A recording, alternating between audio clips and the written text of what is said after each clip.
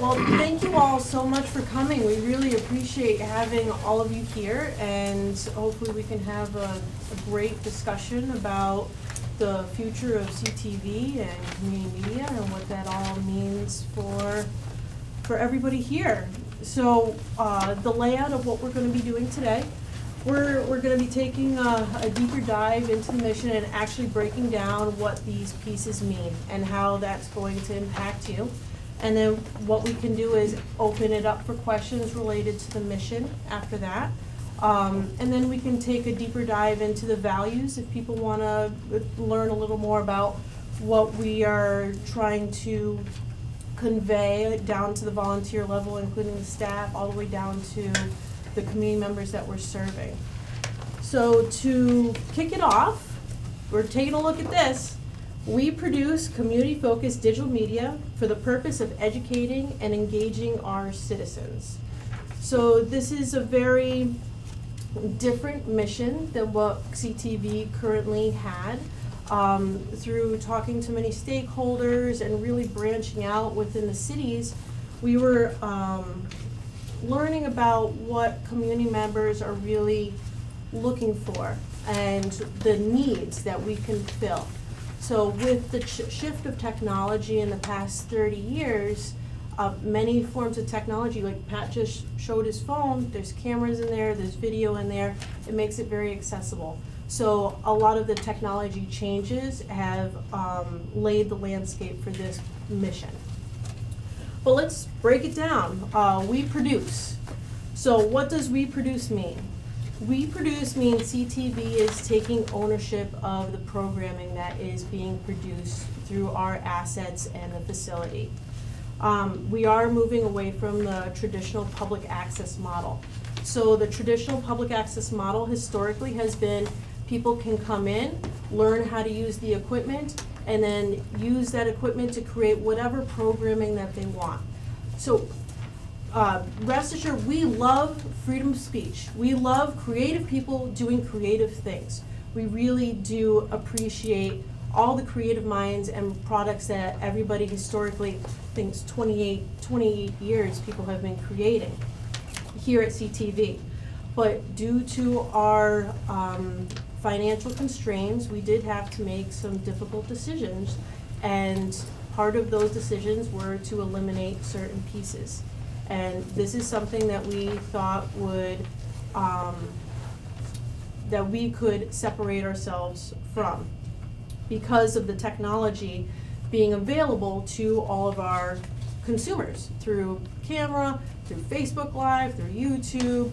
It's just very accessible. And our staff has put together an equipment list as well as some open source editing software that is readily available. So please make sure you can take a look at that. There's also some other media centers that are still utilizing public access. Okay, but now let's get down to the brass tacks of it. Dana, can I produce my show? What can I continue to do the great things that I've been doing? So although we are taking ownership of the shows, there are many volunteers in this room right now that are doing awesome community programming that CTV wants to continue to move forward. So what that's gonna look like for you, it's gonna look like us sitting down with you and fine-tuning your graphics more. It's gonna look like offering more support, maybe a smaller format if you're doing different types of magazine coverage of things. That's what that's gonna look like. There will be some difficult conversations if there's programming that doesn't fit into what the rest of our mission will lay out. And for those producers, we would be happy to talk to you about how we can adjust and move forward and continue to create programming that's really impactful for our community. So that is the umbrella of we produce, but I'm going to kick it over to Tim to talk about what community focused means. Sure. Thank you, Dana. So community focus really means a hyper look at our community and what programs we want to put on our channels that focus in on our communities. So a lot of things are gonna look kind of the same. You're gonna see the parades. We're looking at North Suburban Beat coming back down the road. We're looking at high school baseball, or high school sports and concerts. The high school activities are important to us. Let's see, I got a list here. Sports, live shows, we'll continue to do that. We did our Show Us Your Nonprofit the other night. We'll be covering a lot of city events still. You'll see some PSAs down the road regarding city, like fire, police, services. So there'll be more information out there about what the community is doing. Because what we did is we also looked at those that didn't have public access. The general public, I did a lot of asking over the summer, and they were mostly concerned about where can I volunteer, where can I go to events that my family would enjoy. So sort of a community calendar kind of thing. And so, you know, it's gonna be a focus on some of that, on what's important to our communities. So yeah, a lot of shows will stay with us. I guess that's what I have. So the biggest thing is it's related to our 9 cities. So our 9 cities, if an event is happening in the 9 cities, that we will try our best to be able to cover an event like that. If it's outside of our 9 cities, that is something that we are not going to be pursuing unless it's a paid-for production. So kicking it over to Pat about what digital media means. Well, digital media, I mean, we all know that we're in the age of digital media. You know, we started, you know, it's a beautiful blend of technology and content is what we're trying to do, is make things that are really engaging and feature-rich, and Dale will talk more about those kinds of things. Of course, before the internet, we had, you know, print. Of course, those who had the keys to the presses had power. Same thing with radio and subsequently television, and then cable TV came, and they realized that obviously here's a place where we're giving exclusive franchises. We can carve out some things for this thing we call public access. But it's time, you know, so that's where we were, of course. Now we're moving on, and with, as Dana alluded to, is that there are other means to produce things. So what we're thinking about as digital media is, again, you know, things that might be shorter pieces, it might be some longer pieces, but getting things out there, getting them to individuals. We're still doing the cable channels, that's a big part of what we do. We'll be putting programming on there, but we're also gonna be looking at things that we can put on the web and deliver to phones and devices. I think it's important that we work on getting onto the non-cable company set-top boxes, so that people who want to still sit back in their living room and watch can do that. So those are the things that we're looking at with digital media. And of course, one of the things we're looking at is upgrading everything to being high definition. You know, some of us have had the discussions on what we're doing with the trucks and with the studio. We're making roads there. We now have HD cameras in the studio. They're a little different than what we had before, but they'll produce an HD picture, and at least for 2019, that will be our HD options in the studio. Of course, we can also bring the truck cameras in if we had a big shoot happening or something like that. So, but yeah, so that's our digital media, and I think that it's, you know, portable, transportable, transcodable. You know, we want to cast the things that we produce as far and wide, or at least you know, as we can to our citizens. So it's future-proofing us with technology, Yeah. because technology changes very rapidly. So, and Dale's gonna talk about for the purpose of education and engaging. Yeah, so this part, I mean, it helps define the type of content that's important to all of us. We want to deliver the content. We want to deliver content that is watched, not only watched, but shared out to everybody. And to do that, we need to inform and teach, you know, people about things that are going on in our community, which, you know, a lot of what we do today. Examples include Candidates Speak Out. They get a chance to come in, talk about their platform, municipal meeting coverage, all this hyper-local content, local sports, parades, community events. So all of this type of programming is engaging, educating, all aligns with our mission. So hyper-local certainly is what we're going for. And finally, our citizens. Our citizens, that means we're here for you. We want to deliver the content to the citizens that the citizens want to watch. Things that they find impactful, and as Dale said, things that people are sharing. We want to highlight the awesome things that the high schoolers are doing. We want to highlight the different municipal meetings that are going on, recycling programs. We want to really, Santa on the fire engine that's happening at St. Anthony this weekend. So there's a lot of different things that are going on that CTV wants to be there, because who else is going to cover those types of events, right? So your local networks aren't going to come out to cover Santa on the fire engine, but CTV wants to be there. We want to deliver that information to our community members. And it starts with you guys. It starts with listening and you guys are the boots on the ground. So I've talked to many of you to get your insight on what the community members are truly looking for, and for us to be able to record that content and deliver that content and get that message out further. Because how beautiful is it to have an event covered that then gets shared, and then more volunteers want to go to that event, more fundraising happens for that different nonprofit, and that's all because we are an information conduit because of our citizens. So right now, I'm sure there's a ton of you with a lot of questions. And if you're not comfortable asking your questions out loud, I totally understand. We do have cards over there, and you can drop them in, and then we can talk about those afterwards. But we'd all love to answer any of your questions. If you guys want to raise your hand and just be respectful, would be great.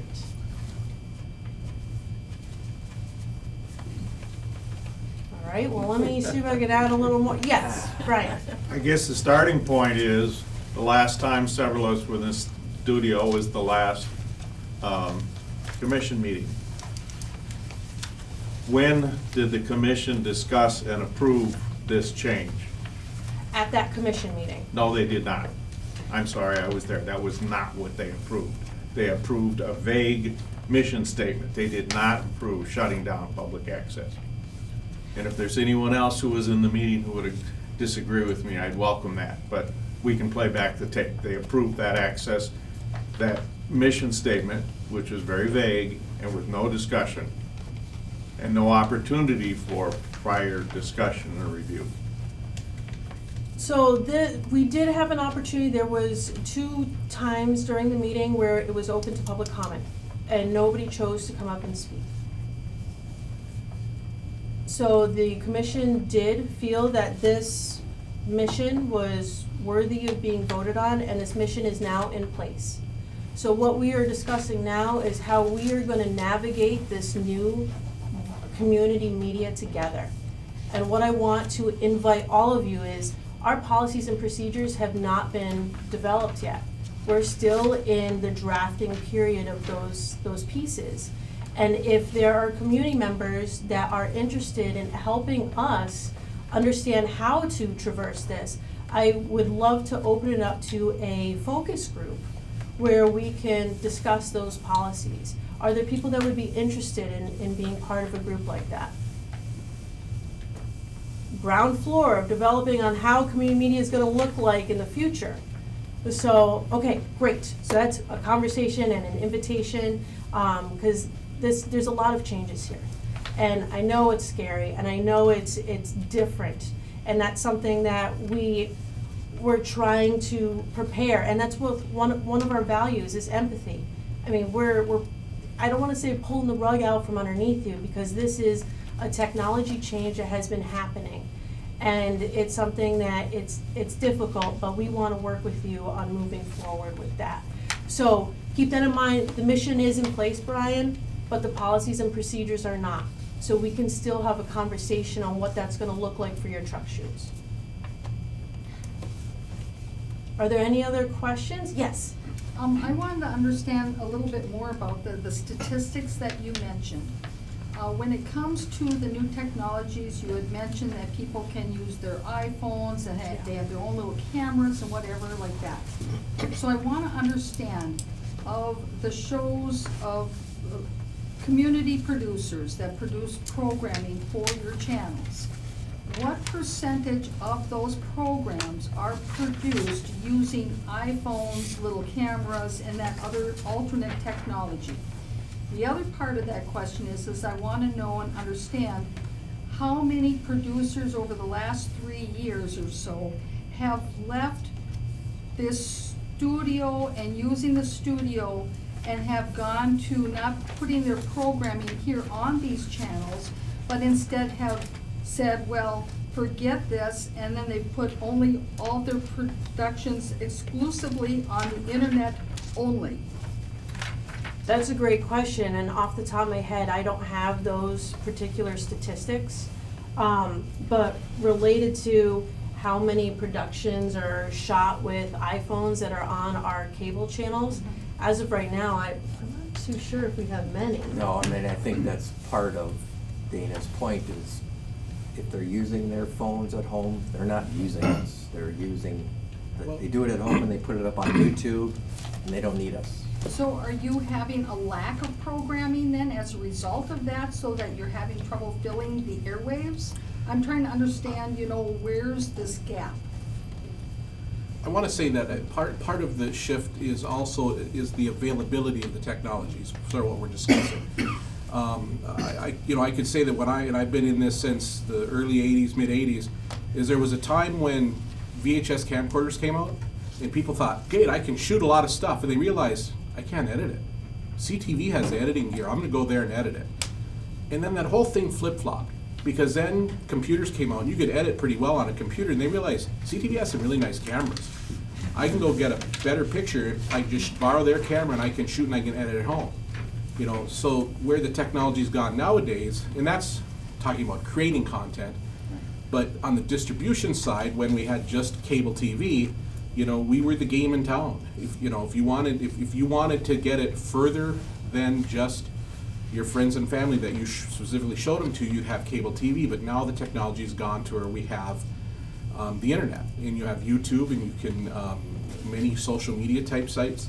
And I guess what we're saying is we're looking at our mission relative to what can we feel that is still unique, that isn't necessarily, so the comment on cell phones and those tools, when I put those together, was a sight towards, or with an eye towards, if you really still feel strongly about getting your message out, which isn't necessarily community related, like we're doing, is there are tools that you can use, there are places you can put them. So while it's not necessarily bringing it to CTV anymore, we're trying to provide sort of some options, some help in finding ways that you can still get your message out.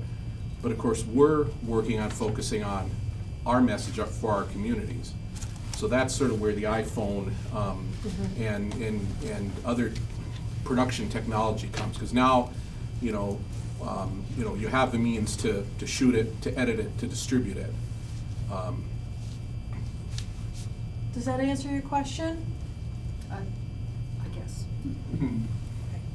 Yes. I guess I'd like to make a point that when you're taking a look at your other public access group, the TPT has done kind of a different scenario out there, where they are now carrying an internet site where you can call up the internet site, like you would call up CTV on the internet. TPT.com, you can pull up a lot of their shows on there, but that would be kind of associated with what you're making here, and it would give us more access that way. But it wouldn't affect anything as far as the production or cost, as far as I can see, other than the minimal cost of setting up an internet site. So would it be more logical for us to look at a permanent internet site where we're running a lot of our public access programming, and maybe have 4 or 5 different sections? Of course, you have religious you have your public sports, and each of those could be a separate access within the screen segment for CTV, as it is. And along with that, you can collect statistics. Exactly. So you're saying instead of utilizing the cable channels, to utilize the internet for distribution? No, you've got it backwards then. You're going to have your regular distribution on your cable, Mhm. but because you have new sources to put onto new locations, you are going to also have an internet site. That internet site is going to say, this is what we can offer. That gets everybody excited about it and understands the other things that are out there, so they can access. If you've got, have a school function that you're taping, that can be picked up off of your site. Go to TPT and take a look what they've got. They've got movies that are there. There's, I'm trying to think of some of the shows that are out there. Paul Darks is one of them that you can pull off of there, and you can watch it on your computer now, just like you can watch it on the regular TV cable channel. So you can do either one. And see, on that. How is that different than what we are doing today? Well, see, one We way, have- yeah, I'm sorry, but I'm thinking of one way too, is that could act as like a clearinghouse for all of our shows, and that, I mean, that's really the issue with saying you can just put your show on the internet, is that how does anybody find you? How does anybody know? None of us have the way and the means of doing publications to allow everybody in the community to know where the show is even located on the internet.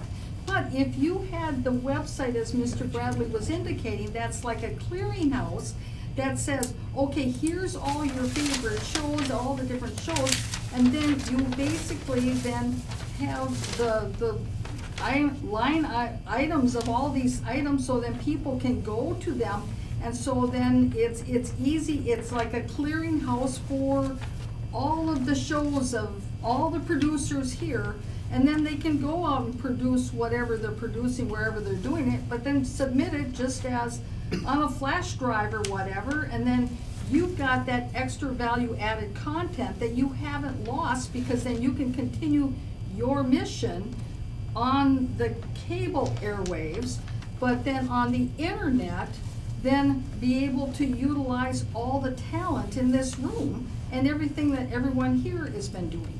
So maybe that's another beyond step, but perhaps that's where the future is going, and that's a service that you can provide to the community, is being that clearinghouse, and have a website that provides that.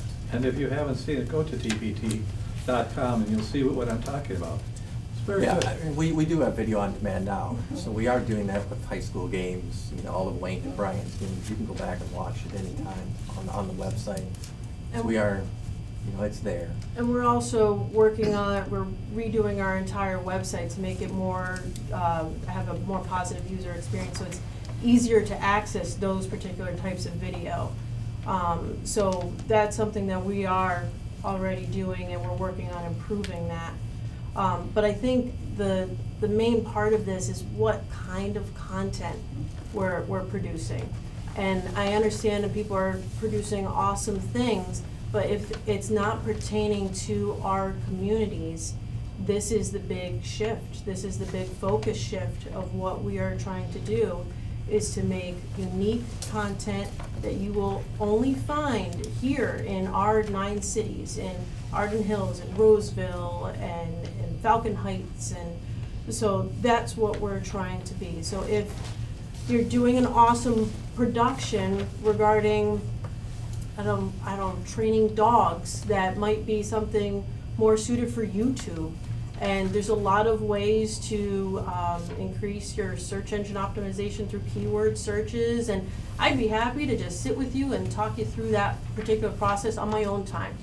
So that's something that I'd be willing to sit down with you if you were passionate about your program and getting it out there to be seen by more people. We can talk about what that looks like, and how to leverage social media, and how to find certain groups that particular content would be really engaging for, and getting you in that network. Yes. How about producer programs that cover some political overlapping things for local areas, such as, for example, the watersheds, Rice Creek, et cetera, et cetera. Those are some things that I know in my program I've touched on extensively. There's been some shifts, there's been some changes. We just had, obviously, the big 3M situation, you know, and that's one of the things and that is something that just not only affects your 9 communities, but it's probably has a wider appeal to more individuals within the metropolitan area, because it covers issues that, like I said, watershed districts, especially like Rice Creek, is very, very huge. It goes from almost still water to Anoka. Yes, but that's still, it's geographically important to our 9 cities. So that is type of programming that we would want to see. So yes, that would tick the box of a community educating and engaging our citizens, because it's important to our It also cities. covers some of the other happenings in related areas, because you'll find many times, I've noticed this from being associated with White Bear SCC, when one city starts doing something, it's kind of a, tag along. Within 5 years, they play follow the leader. So if it's happening in one community, the first place it starts in, and then it's gonna trickle down and it's gonna affect people. So it may not be just this community that it's happening in, but this is a trend that is coming. And I've seen a lot of very interesting political changes. We're already talking about Met Council and the changes that they're having quite a struggle over that. There's a lot of issues that are really gonna impact these areas. It's hard to keep up with the trends, because it just isn't, we're just not isolated in whatever community we're in. It trickles through. No, I think that's gonna be the trick with what we're looking at doing, is finding that balance between what affects us, what do you not hear anywhere else, and what becomes so regional or actually has coverage other places, because we have to, we're trying to use the resources we have to be as effective as we can. And that's, so that's, I think, where, when we talk about, talk to us, well, that's where we'll, if you have a program like that, we want to talk with you about it, is to make sure that it, it fits our mission in all of that. It's just, as a matter of fact, it could be just submitted, as I'm currently doing. I'm doing it here right now, but I've done it at Valley Access, I've done it several places. Yes. Yeah, question. I do some work with Husky Sports, and then also with the Tale of the Cities. And Lynn Redlinger's been producing that for a long period of time. So she's wrangling the people to interview, pre-writing scripts, getting staff, getting interviewees. How does that change if CTV is producing that? So a lot of it is regarding we would be. Does the show exist still, or? Yeah, we've talked about But how does that yeah. happen? Because that's a ton of time.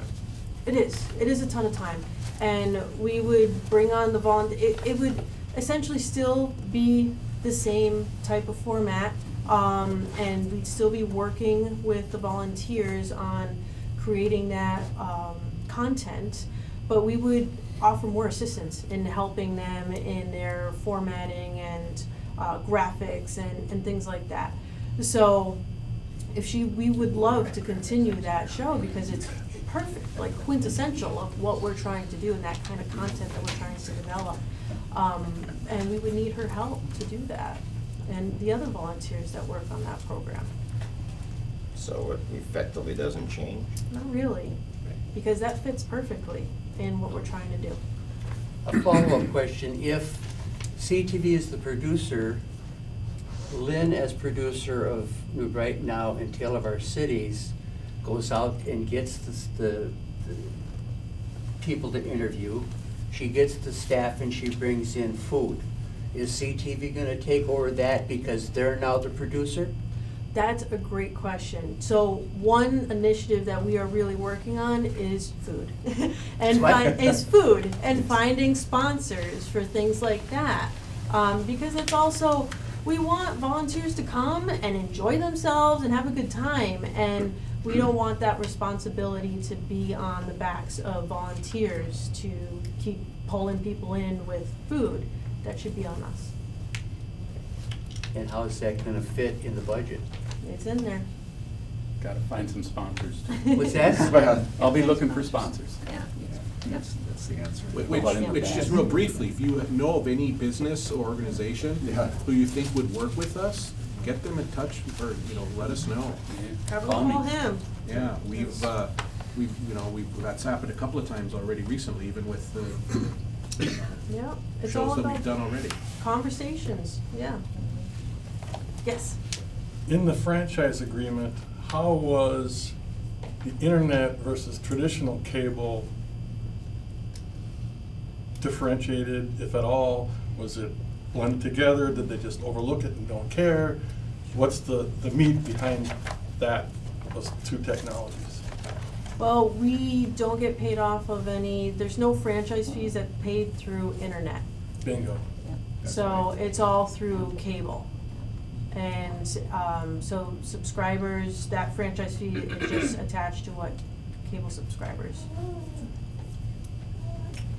In the back there was a question. Yeah, a question going back to production of content. Who decides what is appropriate community programming for the channel? And how are the people who decide supposed to know if someone has a good idea that can be run with, that can go forward? Like, I see producers as being the ground level of something that could be amazing. And so how do you see that happening if you're cutting producers off at the knees and not allowing them you're cutting them off from the production part of things before they can even get their idea off the ground? Oh, that's a great question. And part of our policies and procedures, we want to outline a pitching process. Just like in any other Hollywood studio, somebody who has an idea, they pitch it. They come and they show us, this is the value it brings to the community. This is how it impacts the mission, and it's going to affect this city. So what do you think? So they create a treatment and a proposal, and once the first level of staff goes through and they're like, yeah, this has some legs. Let's kick this up and see if we have the staff resources to really go behind this production. And then it would go into a collaborative environment where we could see, okay, what can we do to really give this production justice, and how can we push it forward? So Yes. a follow-up question to that then, has there been an issue in the past where inappropriate content has gone onto the channel? And it seems to me like if you're clamping down on that on productions like that, how are you gonna fill the time if it's all professionalized? How fill the time on the airwaves? Yeah. We probably won't be able to. So what does that look like for the future of CTV? So what that looks like is more shorter form, higher quality, and very community, city-centric content. And you see that as something that the professionalized staff can put enough content out to fill the channel that much? Well, to fill a channel at 24 hours, 7 days a week, no. Right. No, we won't be able to do that. So why wouldn't you want that content why wouldn't you want other content to be filled in those holes? Why would you have dead air? Why would you want that? It comes down to resources. So it takes resources to staff a studio. It takes resources to have the studio open for community producers to come in and come out, dumping footage, swapping out hard drives. And it was a hard choice, but we just can't afford to continue that model. Now, what's important to remember though is the volunteers are going to be essential in this. I mean, if we can maybe 1 or 2 staff and then the rest is crewed by volunteers, whether it's a studio shoot or a truck shoot, that will help. That will help get us more productions out. So it's very important that everybody stays engaged with what we're doing. Question. What if you're producing a show and you just bring the DVD in? And I believe my show's professional quality. I've won several awards at SCC. Now, how will that be impacted if we're not absorbing extra resources Yeah. to produce the program, but it still has the content? You know, that's a great question, and there's a couple pieces about that I need to dive a little deeper in, related to what we will be able to put on our channels. So I don't have the answers to that right now, but I'm working on it with our legal counsel. What I'm saying is, if you have, some of the producers have to get a little more independent, and they're producing a quality program, that certainly would be going a long way into filling the channels. I know it's difficult to come up with a lot of programs to do that, and making the transition has got to be difficult. So what I'm saying is, it might be wiser to ease into it instead of cutting the head of the chicken off right now, you know, let them walk a little bit. It comes down to the CTV umbrella that we produce. So that means we take responsibility of the content that's created. And I'm sure that your content and everybody else here's content is of high quality, but if something did get snuck in that may not be within the rules, then that would be a liability on the organization. So that's something that I need to look at a little deeper. Yes? Yeah, hey, if we want to be an active volunteer and are just getting kind of into it right now, is there still going to be outlets to, are you guys looking to like have an educational platform to get certified to be able to participate in community events, or like how are you guys going to structure that still so we can have an outlet or be able to participate? That's an awesome question. So we're gonna have 2 tracks. One's gonna be a studio track, one's gonna be a truck track. And if you wanna get certified in both, then we'll have, you go through both of the certification courses. And regarding opportunities, so we're doing, like, show us your nonprofit that we just recently had, which was a live production. We had, how many nonprofits? 20. We had 20 nonprofits come in. It was a high energy live event. Those are gonna be the type of events that we would wanna have volunteers to come in, operate camera, do audio, and we have, how many crew members did we have? We had quite a few. Right, 8. Yeah. Yeah, so there was a good amount of them, and we're hoping to do these types of events monthly. So those large, exciting type events will be ongoing. And as far as truck shoots, we have numerous truck shoots going on every week.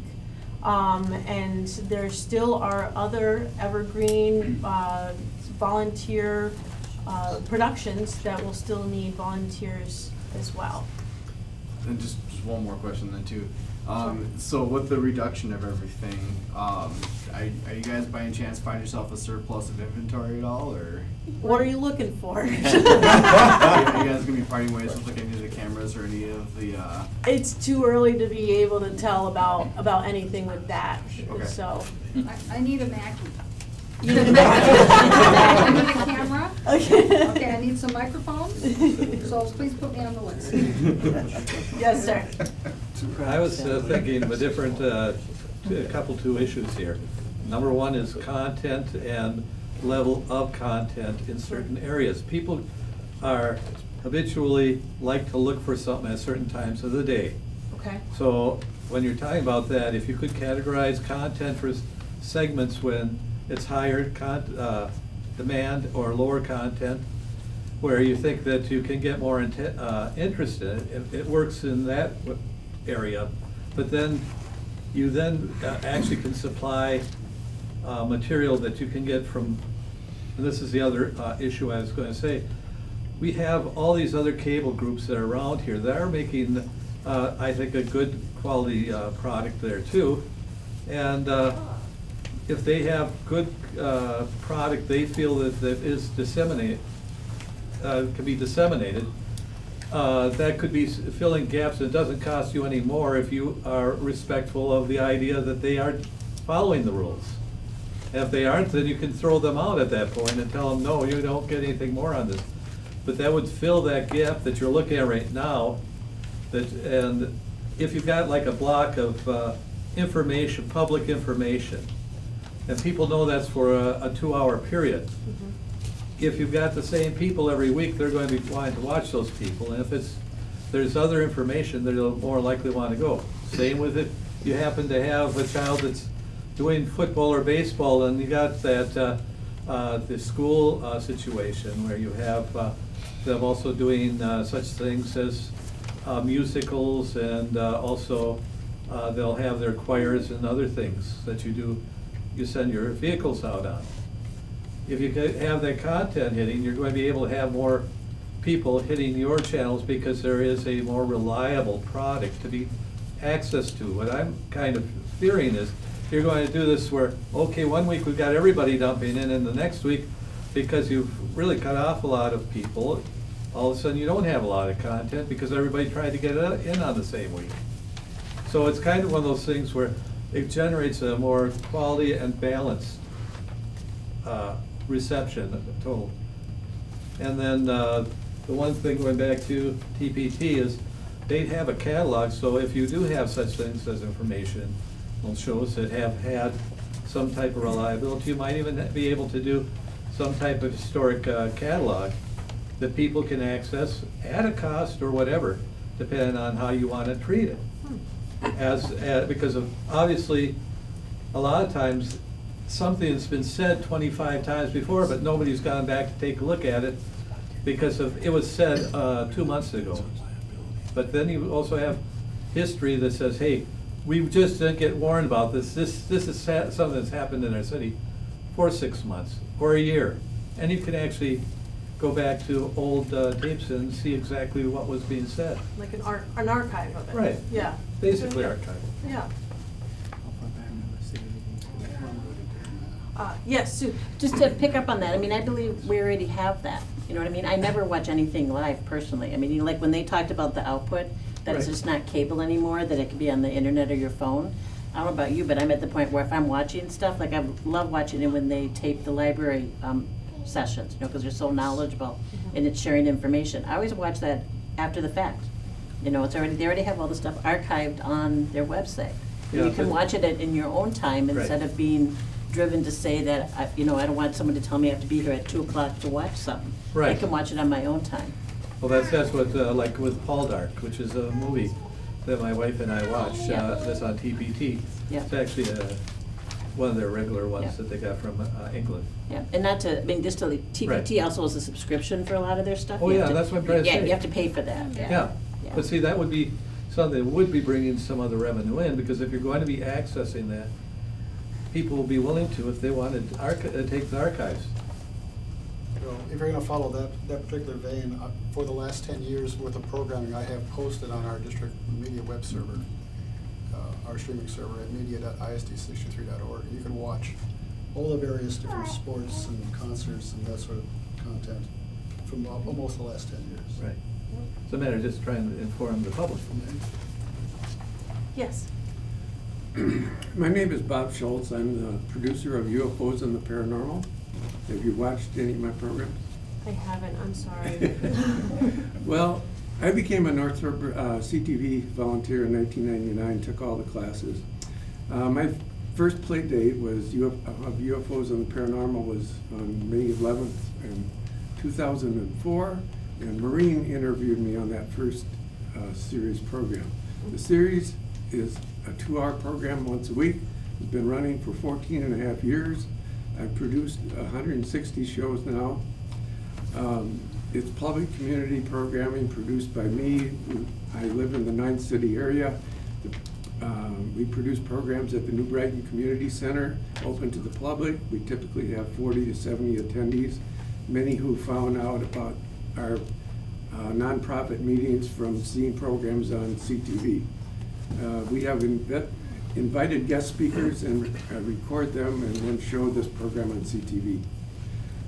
These shows do not use CTV nor Suburban equipment.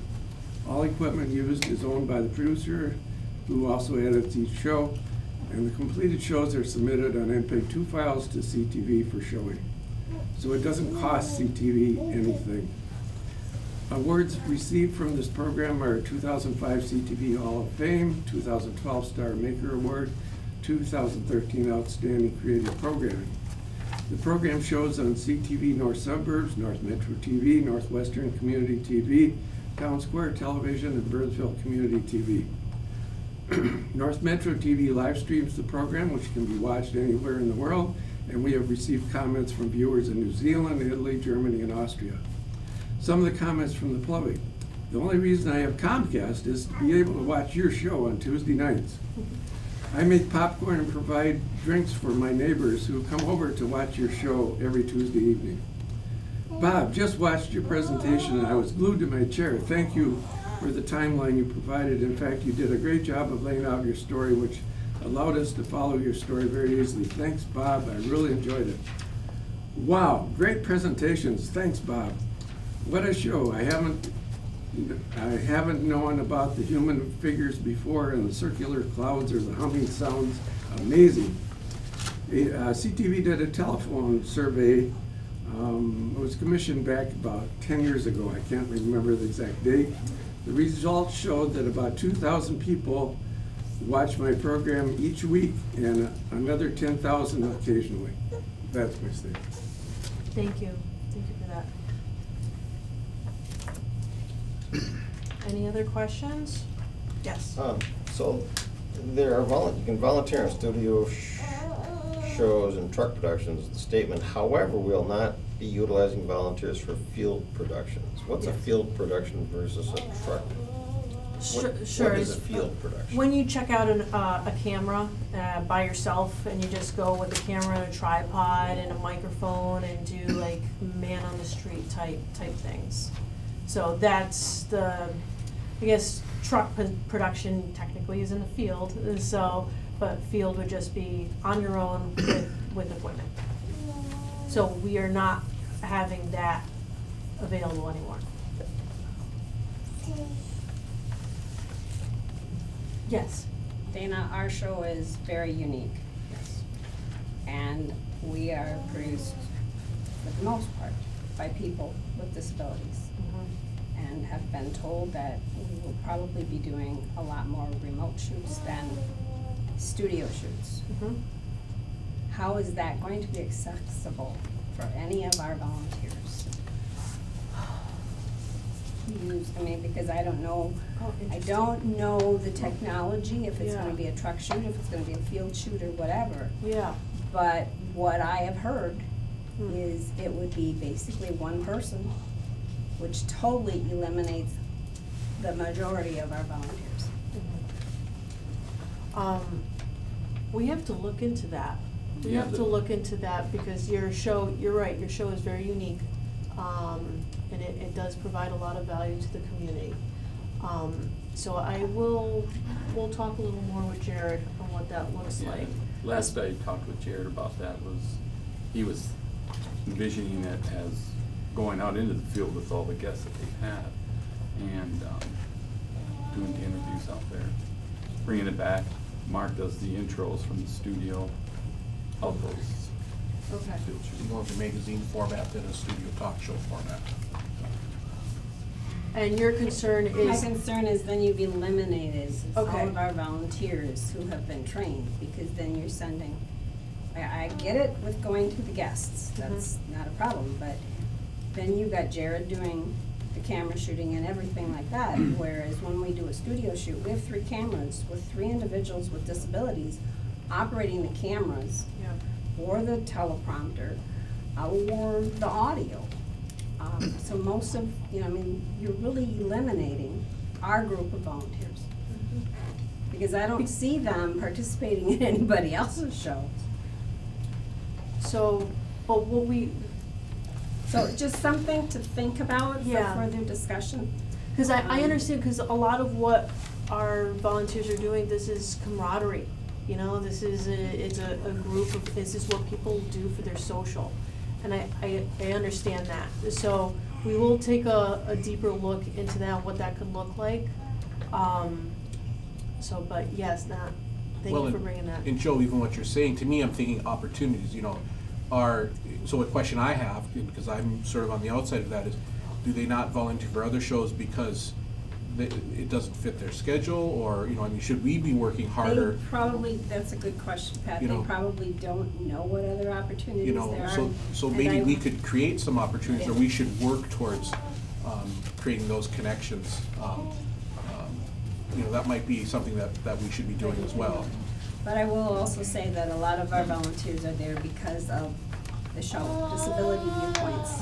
They have a disability, they want to be able to participate in the disability community. So, and that's part of why a lot of them took the classes and became certified.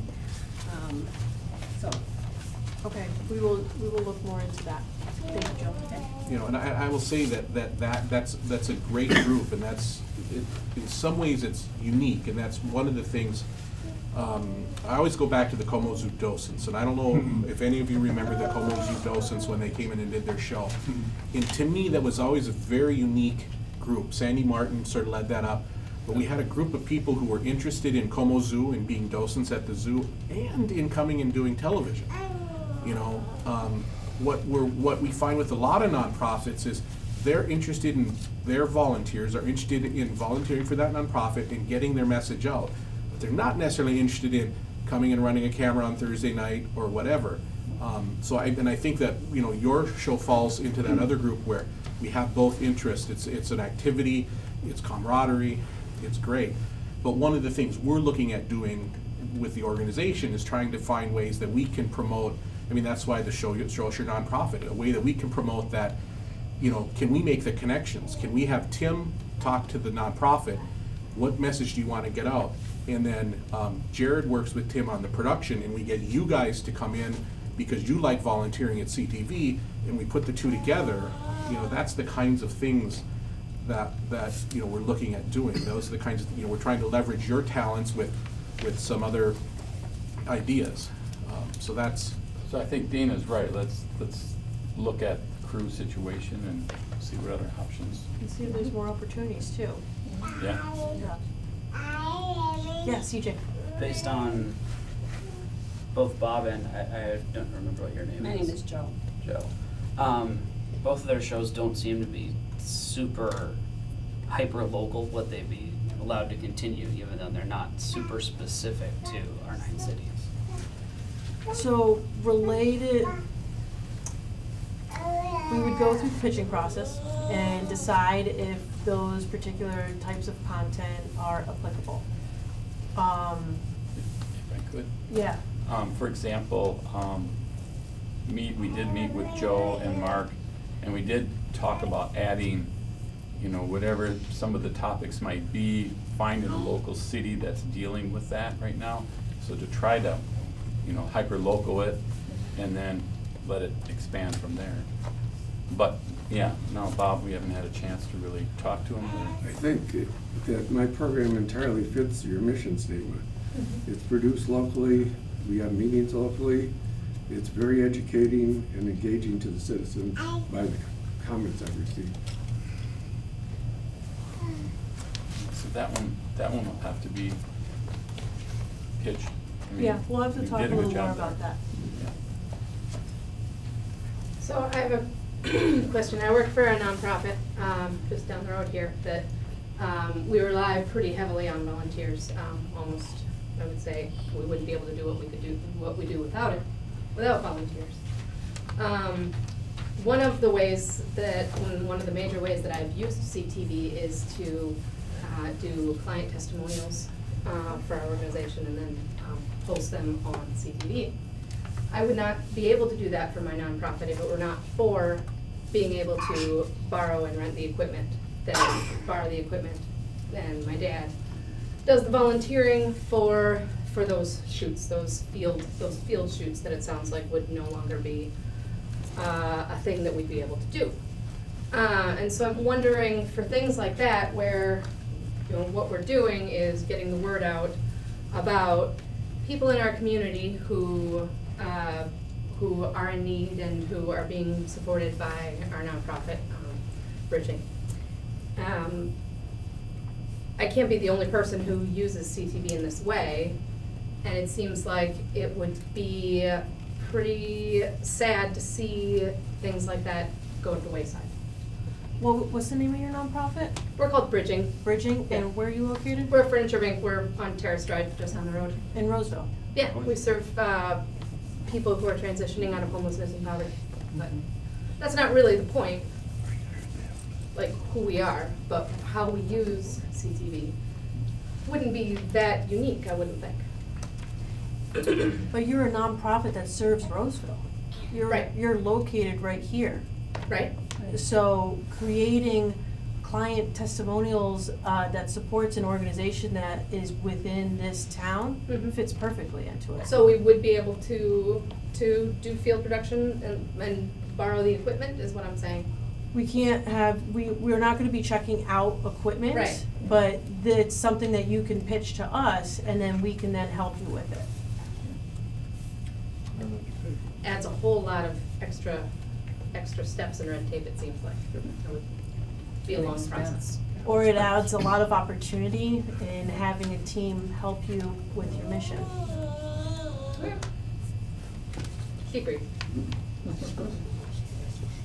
Any other questions? We're about 5 minutes, yes? I just have a quick question. Okay, when you go through the pitch process and you have an idea about how much airtime you have and whatever productions, about how many programs are you looking to line up after you're done with the pitch process? I mean, do you have an idea of like how many half-hour shows or one-hour shows or anything like that? Any kind of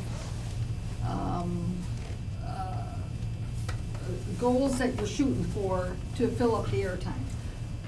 The goal isn't to fill up the airtime. The goal is to create content that's really valuable for the community. And sometimes that content can be done in 2 minutes. So it's all about the execution of a quality product. So whereas it's part of the pitch process to say, hey, I think this would be a great, series, 28 minutes for, 4 weeks or whatever it means. And we would then say, oh, well, let's see if we can work on that timeline and find out what would best be suited for the target audience of who you're trying to get that content out to. Yes. This is a hyper-personal question that, there are at least 2 of us in this room who are volunteers, but we don't live within the 9-city area, and we're just interested in knowing whether we'd be allowed to continue. Yes, absolutely. Volunteers, and we want all volunteers. And that's not related just to the 9 cities. If you want to come in and help support this mission, which does support our 9 cities, then we're not going to stop you. We really want you to be here. So thank you. Yes, Keith. 2 questions, and maybe on a lighter note. First question is, does the staff have the time to assist volunteers in planning a program? Okay, you want me to answer that right Yes. now? So right now, 2019 is the year of discovery. We're trying out all sorts of uncharted things. And we are going to undertake and try we're all exhausted. We're working really, really hard for the benefit of these communities, for the benefit of you. And we want to continue on that. And I don't know the answer to that right now. I want to be able to be at every single shoot. I want all of these guys to be there, all of our interns to be available. But we will have to make choices, and we will have to say, yes, we have the staff resources to do this particular production, and no, we can't do that one. Maybe we can table this for 4 weeks down the line when we do have time available. But that's gonna be on us to be able to project manage accordingly. Second question on a lighter note. Are we still keeping track of volunteer hours? I think we are right now, yes. Will that continue? Do we want that to continue? Do we like that? I do. Okay. I've got a total CTV wardrobe. I don't need any more wardrobe, but, the fact that we're recognized for putting in, 2,000 hours or 1,000 hours or 750 hours, that to me means something. I don't know about the rest of the people. Is there going to be awards banquet? As of right now, until we get a sponsor, we will not be able to afford the awards banquet. So if you do know companies that are interested in sponsoring, then I'd be happy to chat with you more about that. How much are we talking, 1,000, 5,000, 200, 17 cents? You know, I mean, magnitude, what are we talking about? I don't, what is? Well, do you guys want pizza or prime rib? Well, the pasta we've had the last couple of years was pretty good. So what do previous years cost? I mean, I have no sense, there's a bunch of people there, what was the lasagna or something last year? Yeah, well, we can dive deeper into those particular numbers, if you'd like. Just if you want us to be out fishing, I Because need he to wants, know he whether we wants need to, to be. he wants to sponsor it. Hell. I've got that feeling too. If we're going fishing, we have to understand, Yeah. you know, what we're talking about. You don't start discussion. Regarding finding sponsors, if you sense a connection, please just don't talk money, send them over to us. Because that way, as volunteers, it's hard, you can't promise or negotiate on behalf of our organization. It starts to get a little sticky regarding that. Please, I could give you a stack of our cards and just be like, call Dana, call Tim, call Pat, and then we'd be happy to field those for you. Yes. Just one last recommendation. Since we're looking at different things anyway, like with this gentleman here, who has a consistent, what is it, an hour show that you do, or is it 2 hour show that you said? 2 hours. Well, in that case, I'd say that if you have certain producers are supplying you with material that is in the category of filling a certain gap, they should get some type of area that they can, we guarantee that slot will be theirs every week. And of course, people get sick, so you can't have every week, obviously. But on a general basis, say that because you know that they're guaranteed, you can give them that type of thing to guarantee that your public will become more consistent on watching a quality product, including his. Awesome, thank you for the suggestion. All I would say to that is that from a city perspective, if there was something that the city would want to do, I would expect that the city would trump that. But don't they have their own, there's more cable channels, so the city has their own cable channel, as it were. It just depends where it airs, Yeah. so. So we're just about at the hour, but I want to give any additional opportunities if anybody has some comments or other questions. Yes, Who owns the content that is aired? CTV. Because in the traditional model, the way it is right now, the producers own their own content. Yes, So, that's, I would say. so how does that transference of ownership happen? Just by way of changing the policies? Yes, so by way of changing this, as soon as it gets submitted to Attorney General and our policies and procedures, once those are completed, CTV will retain the copyright for all the productions used on our assets. Going Yes. forward. Starting in 2019. Well, are you then- That gave me a different question then. Okay. Is that if, okay, because you had mentioned early on something about that people maybe could pay for studio time, or studio help or something? You said Production. something about that? Oh, you mean pitching? No, No, at the paid. very beginning, you said Oh, something about. paid for hire? Paid, No, yeah, that's paid right. content. You had talked about if you were outside the 9-city area, you could, there could be a potential where you could bring in paid content. And I was thinking something similar to cable channel 6, where it's almost like a pay-to-play type deal. You mean production for hire? Is that No, what no, we're talking no, about? no, Well, I buying don't the know. I airtime. wasn't Buying, essentially Oh. buying the airtime. I didn't say that. Well, you said No, something buying about the paid airtime? content if you're outside That's the what I'm 9-city speaking. area. Oh, okay. Yeah, and so that was my question is that, okay, so say if somebody does pay for the production services or whatever, rather than, you know, pitching and getting it for free, then who would own the content then if you buy? If you hire CTV to do paid for services, you own the content. Okay. There's a contract between both the parties, and then as soon as the deliverables are delivered and the payment is received, the rights are transferred. Okay. Dana, you Yes. said that as of the first of the year, We won't be the copyright owners anymore, the producers.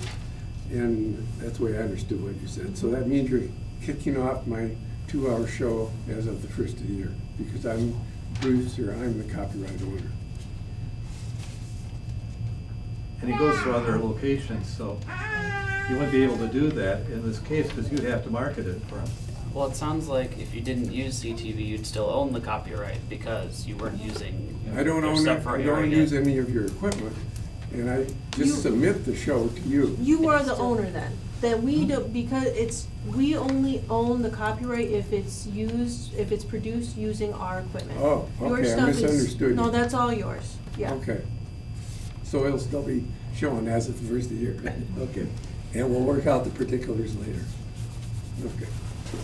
Any other questions? Yeah. Well, thank you all so much for coming, and we'll be happy to hang out here for a little bit if you want to talk one-on-one, and we really appreciate your time. Thank you all.